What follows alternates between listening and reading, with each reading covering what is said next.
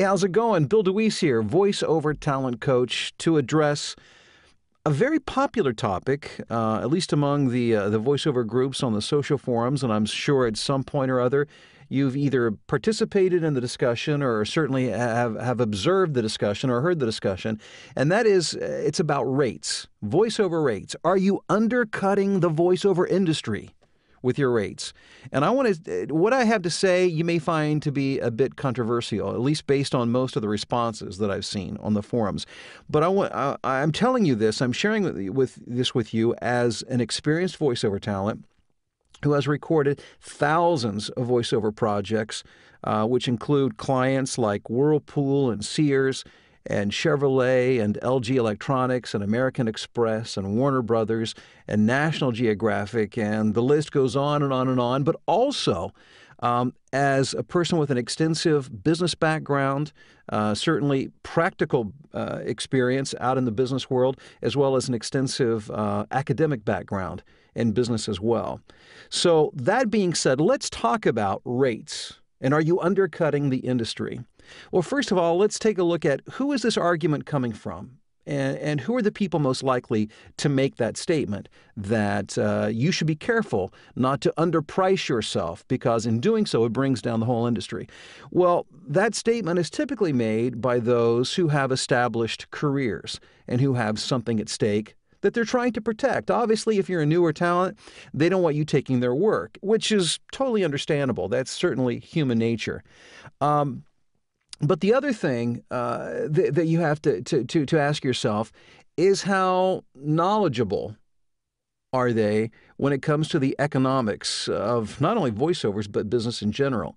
And what I propose to you is that most people who make that argument simply are not knowledgeable of the basics of economics and how economics works. So without, I guess at the risk of sounding academic, I just want to give you an outline to help you understand what drives price in the marketplace, and specifically how it applies to voiceover. And then that hopefully will help you to make up your mind as to how you should approach pricing yourself in the marketplace. The question of price always has been, always will be, a question of value. And, what is it that you are worth to a customer?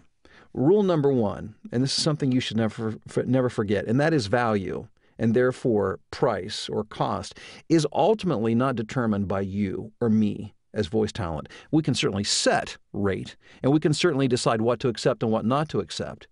But the decision as to what somebody will spend and pay for any product or service, be it voiceovers or anything else, is always determined by the customer. Therefore, the market will ultimately decide what the value and what the cost of something could be. Again, don't misunderstand me. You can set whatever rate you want. You can decide what to accept and what not to accept for whatever reason, whatever your criteria. It doesn't matter, but ultimately, the value is decided by the client, not by you. So by changing your rate or price doesn't change the value as perceived by the marketplace. And again, there are several variables that help to determine value. From the voiceover standpoint, the voiceover talent standpoint, it is certainly experience. How much experience does that talent have? That would play into it. What is the skill level? What is the fit of that talent for the job? And what is the perceived credibility? In other words, most people who hire voiceovers are not looking to be a hero necessarily to their client or their boss. What they're trying not to do is screw up.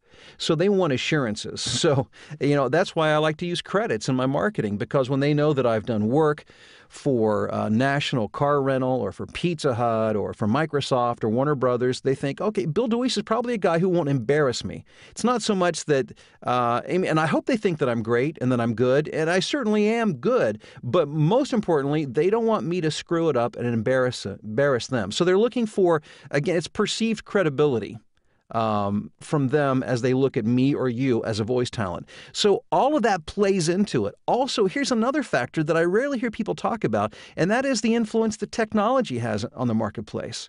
As I said earlier, it's about supply and demand. Technology and how cheap and easy it is to create a studio has been a game changer. The reality is there has been an influx over the past however many years, 10, 15 years, into the voiceover marketplace with many, many more voice talent. Now, how many can really operate at a competitive level? That's a whole other story. But you know the old rule of supply and demand, and that is when there is a lot of supply, that pushes the price down because there's a lot to choose from. It commoditizes. It makes it easy to choose one person other than another because there are just so many to choose from. And here's the thing. If you're an established talent, I want to encourage you not to be overly concerned about people undercutting you, because people pay, again, for value, what they perceive to be value. And the reality is, maybe what somebody can get, maybe a talent who is not overly experienced, and maybe let's say they get 50 or 75 bucks to do a commercial. Well, it's because that's what they can get right now. And that's what that client is willing to pay right now. In other words, that newer talent is not at the same experience level that you're at. And so they're going to look for somebody that's less experienced, and they're going to be working with a smaller budget, and maybe that's the only budget they have at the time. But the reality of the marketplace says that as a voice talent, as I become better, as I become more skilled, I can demand more for what I get. And of course, there are more variables that play into it. For instance, how much work does a client give me? And you can offer volume discounts and all of that kind of thing. But generally speaking, as a talent becomes more established, becomes more skilled in what they do, there's a higher demand for their work, and therefore, again, supply and demand, it allows them to charge a higher price. In other words, I will tell you this. I know from when I first started recording voiceovers, and I was able to quickly generate a six-figure income within the first year. But since then, as my experience has grown, as I've become more skilled, as I've created more of an impact in the marketplace and have established myself with clients and built somewhat of a reputation, I make much more money now than I did even then when I first started. And people who are just starting off, they're not taking money out of your pocket.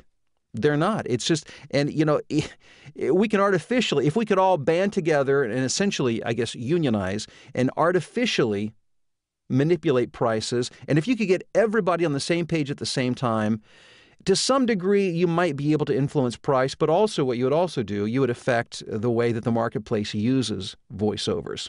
So what I'm trying to say simply is this. Pure economics dictates that the client will determine ultimately what the value is. And somebody charging more or less than you really has little to no effect on what you're able to get, because it's going to be based on what that client is looking for, what their budget is, and what they perceive your value to be.